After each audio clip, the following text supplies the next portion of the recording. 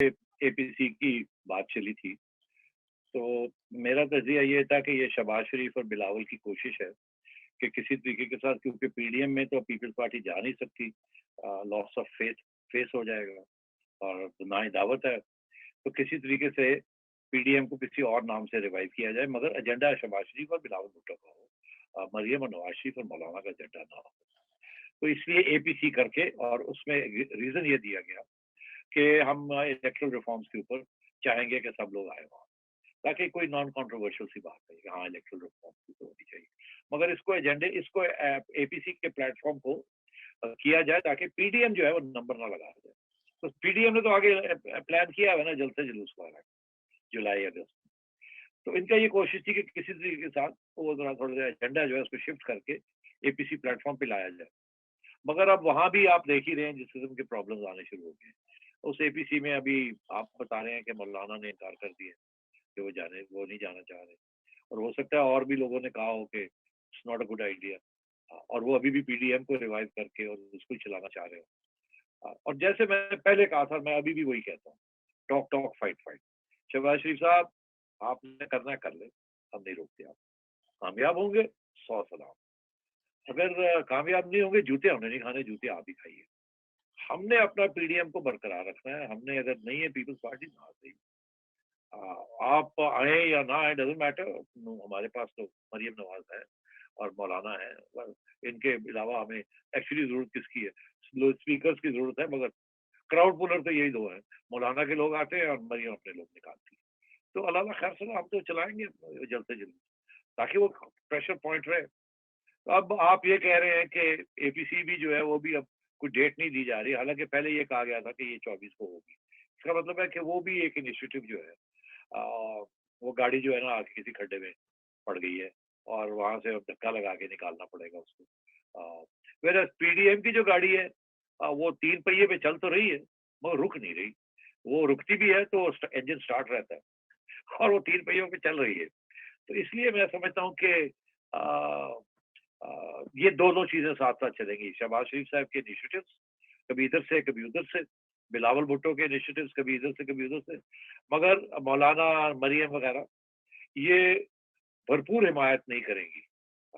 आएंगे, बैठेंगे, अपनी बात करेंगे, मगर ये नहीं कि कोई फुल फ्लेज्ड उसको सपोर्ट करेंगे, बिकॉज दे फील कि ये असली बात तो कुछ और है। ये तो सिर्फ टाइम गेन करने की बात है फॉर द एस्टैब्लिशमेंट। बिल्कुल, बिल्कुल।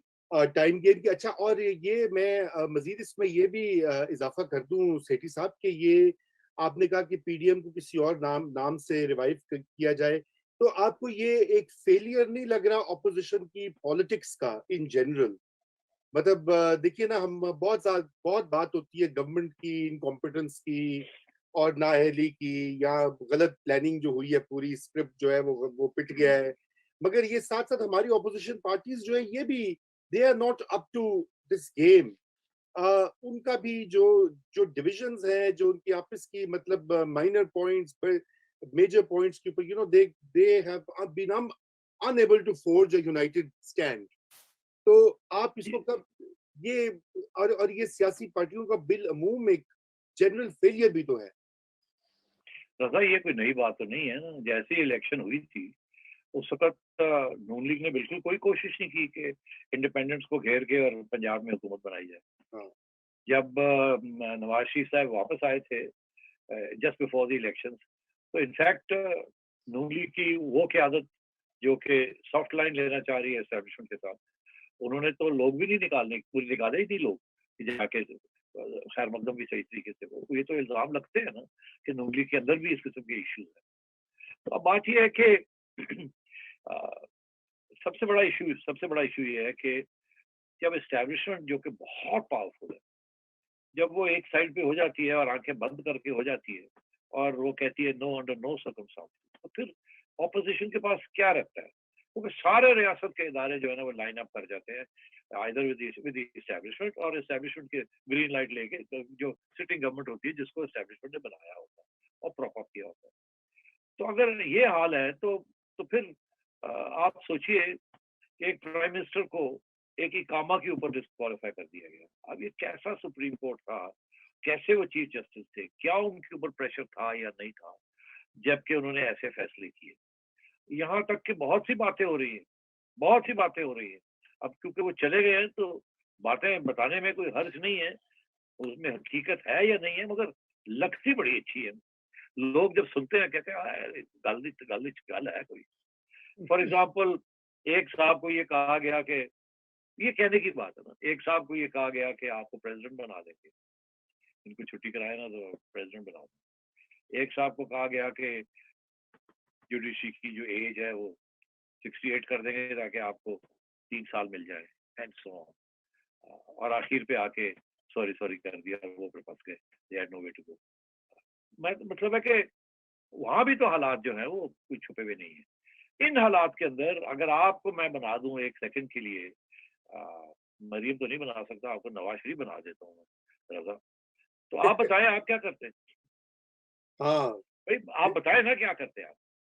ایک طرف مرتضی سولنگی جو کہ زرداری صاحب بنے ہوئے ہیں, وہ بیٹھے ہوئے, وہ کہتے ہیں میری آپ چھٹی کرا رہے ہیں فنور آئیوری, میں نے کیا گستاخی کی ہے, وہ تو میرے گلے کے اوپر میرے کیسز آئے ہوئے ہیں اور میرے پاس تھوڑی سی ایک حکومت رہ گئی ہے, وہ بھی آپ میرے سے چھیننا چاہ رہے ہیں. وہ کل کو توڑ کے یہ نہ کر دیں وہ نہ کر دیں, let me leave and fight another day. ادھر تو مطلب یہ ہے کہ یہ مجبوریاں بھی تو ہیں نا, ایک بڑی مشکل سچویشن ہے. ایسے نہیں ہے کہ جی بڑے موقع تھے اور انہوں نے موقع گوا دیے. ان کے ساتھ تو ایک کے بعد دوسرا ہاتھ ہوا. مولانا کے ساتھ ہاتھ ہو گیا جب مولانا اپنے پورے بندے لے کے آگے سے لانگ مارچ کر کے. تو مولانا مطلب ہے کہ خود تو نہیں کہیں گے مگر مولانا کے لوگ کہتے ہیں کہ جی مولانا کو ہائیسٹ لیول پہ ایشورنس دی گئی تھی کہ آپ اب آئے لے کے آئے. اور جب وہ لے کے آئے انہوں نے کہا اچھا آپ جائیں گھر, تو انہوں نے کہا اب تو میں آ گیا ہوں, تو انہوں نے کہا آپ جائیں مارچ میں اس کی چھٹی کرا دیں گے. ان کے ساتھ بھی ہاتھ ہو گیا. اور بھی شہباز شریف صاحب کو پچھلے سال جب نواز شریف صاحب کو باہر بھیجا تو آپ کا کیا خیال ہے, کیوں گئے, کیسے گئے, کیا؟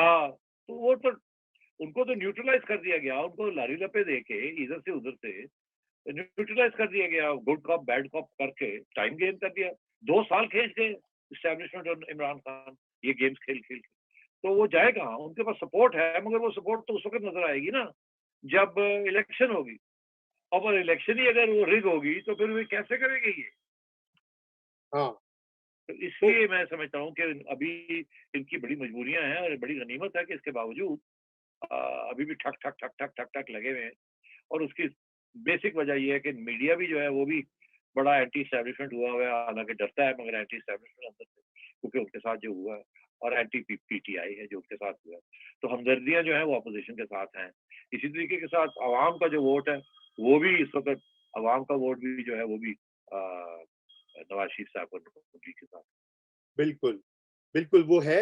اچھا سیٹھی صاحب, ابھی اے پی سی کی ہم نے بات کی کہ وہ الیکٹورل ریفارم یا سو کال ریفارم جو لا رہے ہیں, جو بل, تو ہم اپنے یہاں پر اس پلیٹ فارم پہ پچھلے ہفتے کافی اس پہ گفتگو کرتے رہے ہیں. جو نیا بل, جو نیا قانون قومی اسمبلی نے پاس کیا ہے, سینٹ میں بھی جانا ہے اس نے, اور اس کی روح سے جو ہے پوری ایک بڑی منظم طریقے سے اور جو ہے ایک پلاننگ یہ دکھائی دے رہی ہے کہ کس طرح سے اگلا جو الیکشن ہے وہ اس کے اوپر ایگزیکٹو کا یا ہیڈنگ گورنمنٹ کا کنٹرول ہو سکے, چاہے الیکٹرانک ووٹنگ ہو, ڈی لمیٹیشن ہو, ناظرہ کا انکریز رول ہو, وغیرہ وغیرہ. اور الیکشن کمیشن نے خود اس کے اوپر کہا ہے کہ اس کی بہت سی جو شکیں ہیں وہ انکانسٹیٹیوشنل ہیں. تو آپ کو یہ لگ رہا ہے کہ کیا اس میں گورنمنٹ آف دا ڈے کو بیکنگ ہے اسٹیبلشمنٹ کی, اور کیا یہ مل کر کامیاب ہو جائیں گے یا اس کے اوپر ریزسٹنس ہوگا؟ دیکھیے اس میں کوئی شک نہیں ہے کہ ابھی تک جو سچویشن ہے, کیونکہ کوئی آپشنز نظر نہیں آ رہے ہیں اسٹیبلشمنٹ کو, تو ابھی تک تو عمران خان کے ساتھ ہیں. اور اگر عمران خان یہ چاہ رہا ہے کہ اگلی الیکشن بھی انہوں نے ٹھیک طریقے سے ریگ کرنی ہے اور کامیاب ہونا ہے, کیونکہ اسٹیبلشمنٹ کے ساتھ ہوگی تو کامیاب ہو جائیں گے. کون کیا کرے گا؟ کون سی عدالت ہے اس کو کہے گی یہ غلط ہوا؟ تو پھر تو ہو جائے گا. اس لیے یہ سارے قانون جو ہے قانون سازی ہو رہی ہے. اور بابر صاحب کہتے ہیں جی ہم اس کو واپس نہیں لیں گے وغیرہ وغیرہ. اور اسی لیے اب سارا کے سارا جو فوکس ہے وہ الیکشن کمیشن کے اوپر آ گیا. اور بڑی انٹرسٹنگ چیز یہ ہے کہ الیکشن کمیشن نے اسٹینڈ لے لیے کہ 72 امینڈمنٹس کلازز ہیں جس میں سے یہ امینڈ کرنے جا رہے ہیں, جس میں سے 45 جو ہیں वो या अनकॉन्स्टिट्यूशनल है या एडमिनिस्ट्रेटिवली पॉसिबल नहीं है या किसी और वजह से दे आर नॉट एक्सेप्टेबल। भाई बहुत बड़ी बात है। अब ये बात मैं आपको बता दूं, ये जाएगी all the way up to the Supreme Court. ये सवाल ही पैदा नहीं होता कि ये ना जाए। अगर इलेक्शन कमीशन के अंदर भी लोग फिसलते हैं, डजंट मैटर, ये ऑपोजिशन ही लेके जाएगी और ये बिल्कुल बड़ी स्ट्रांग इसके ऊपर व्यूज होंगी। और मेरा अपना ये ख्याल है कि इस किस्म के जो अमेंडमेंट्स ये करने जा रहे हैं, अगर ये कोई बिल जो है ये it will be struck down, many of the sections of this bill will be struck down. ये किसी जितना मर्जी कमजोर सुप्रीम कोर्ट हो, जो भी हो, ये नहीं हो सकेगा। और आप देखिएगा किसी न किसी स्टेज पे वकला तंजीमें भी खड़ी हो जाएंगी, बार्स भी खड़े हो जाएंगे और इसके ऊपर कि ये दिस इज नॉट एक्सेप्टेबल।